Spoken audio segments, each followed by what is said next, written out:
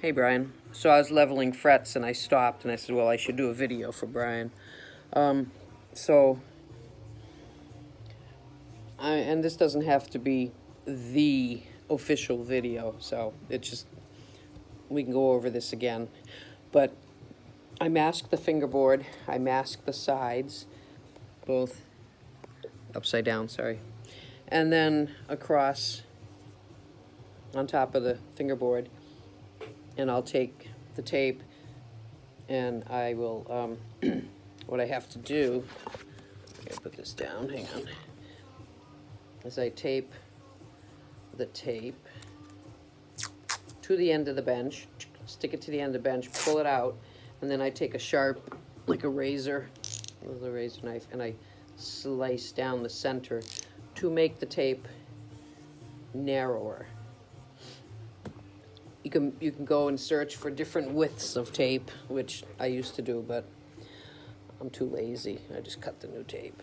It's easier to have it the right width, but the masking tape these days, the plain generic store one, is very, very sticky, and it's actually pulling up some of the finishes. So I switched to mostly painter's tape. So mask it. And then I take a black Sharpie and I go across all the fret tops. And it's a good thing that the fingerboard is masked. If I slip off the fret top and hit the fingerboard, I don't have to worry because it's masked. I also have a wider tip that I can go across the top, so sometimes the wider tip will hit the tape.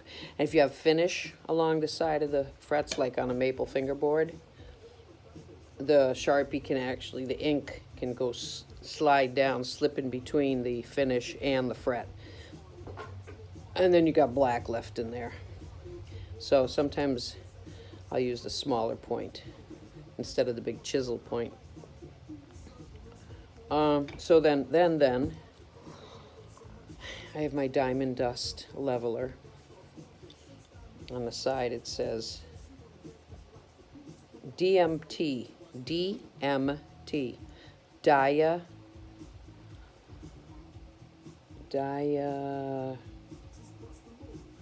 SHERP,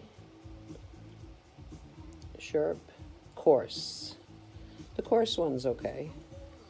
So then I mount it to, I did this piece of wood first, and then I needed more to hang on to, so I just stuck this out here. Nothing fancy, functional, not fancy. It's my name. So then, once I've put Sharpie across the top of the frets, I actually have to turn my light away, otherwise the black just reflects and it looks silver. So this way I can tell if I've hit the fret tops. I'm just removing the Sharpie I put on. Yep. So then when you start leveling, I'm not going to use this because I had already removed my scratches. You start up at the end because everything you play hits here. So this is the most important part. Everything's important, but it's best to start here because the end of the neck has a tendency to curl up, flip up like a ski jump. Overhanging fingerboards flip up. If you have a shim in the upper end, it flips up. It warps the wood up. A string vibrates in sine wave form, and what happens is right here is where the sine wave form is going up. So it takes the piece of wood and it gives it the shape of, it goes down around the 5th fret, it comes up a little bit around 12, no, I'm wrong. Goes down around 5, flips up at the end, and then if it were an acoustic, you'd get another downward slope around the sound hole and an upwards slope around at the bridge and after the bridge. That's why the acoustic bridges, that's why the acoustic tops behind the bridge on the belly hump up. and a lot of them go down in the sound hole area. It's because of this continuous sine wave that gets closer together as you go up higher. Okay, so that means when you start leveling, you start here, because this part tends to be the highest, and for whatever reason, I think in the factory they start here and then they go down and they don't touch here that much, because majority of the guitars that I do, these two frets are 90% of the time higher. 2-3 frets here are higher than what's in front of it. So very important. I do this, and when you bend notes and stuff, you want this to be a little bit lower, because they choke out, because you're taking your high E, which is at a lower radius, and bringing it up to a higher part of the radius on the fingerboard, unless you have a compound radius, or unless you have a 12 or 12.5 radius. This is going to be higher, unless you have those higher radius numbers. So this area needs to be a little lower. Equal is okay, but I go with a little lower, because nobody's going to know it's a little lower, because you're not really bending a million notes up here. And it's the amount that you lower it is so insignificant that you wouldn't know anyway. Unless you put a straight edge on it, then it should teeter up at the very end, because the last fret will be lower. Okay, so do this area, and I tend to do the center between frets 15 and the last fret, the top, the center part. Do more as you go up for the high E to get up over where the G is. Okay, so now once all that kind of work is done, you just go down and make sure that you're removing your Sharpie as you go down the neck. So that's basically how you level them. Basic. Then here's my 3-point file. I have another 3-point file, which, as you can see, is a what do you call it? Narrower, smaller.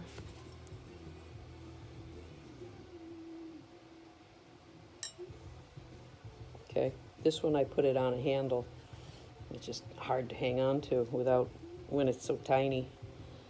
Then you smooth, put it on the belt sander, and get rid of this part, and you're seeing a lot of debris there.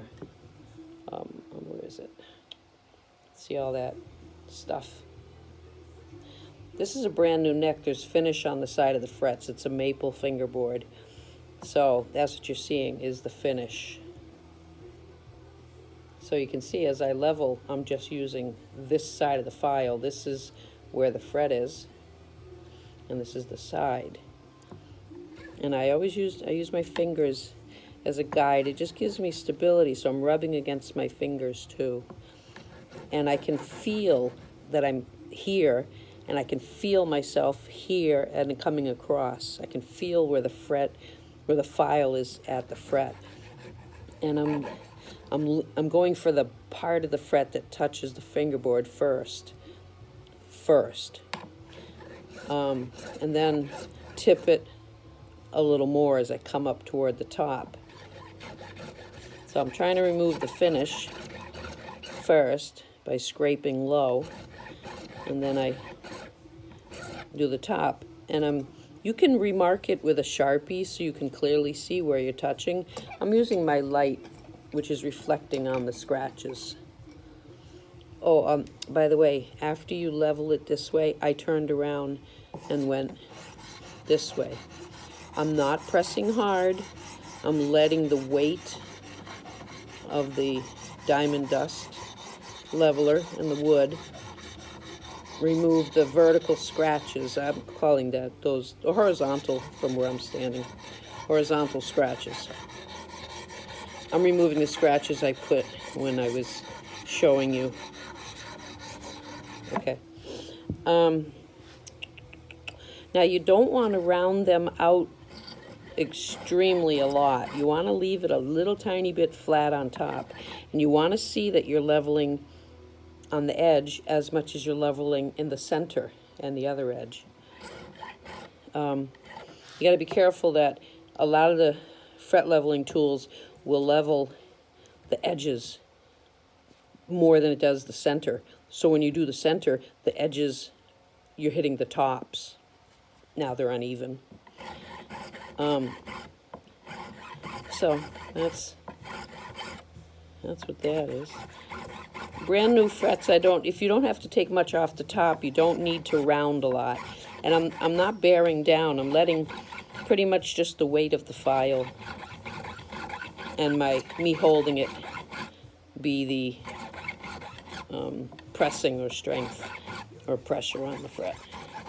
So see, I'm getting it low. I can hear the finish coming off, and then I tip it, angle it toward the top, and do a little bit.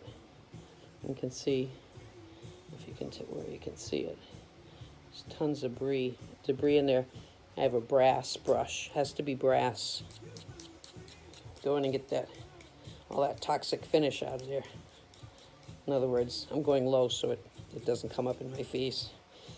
Okay, so that's that for now. Okay, I gotta get back to work. Bye.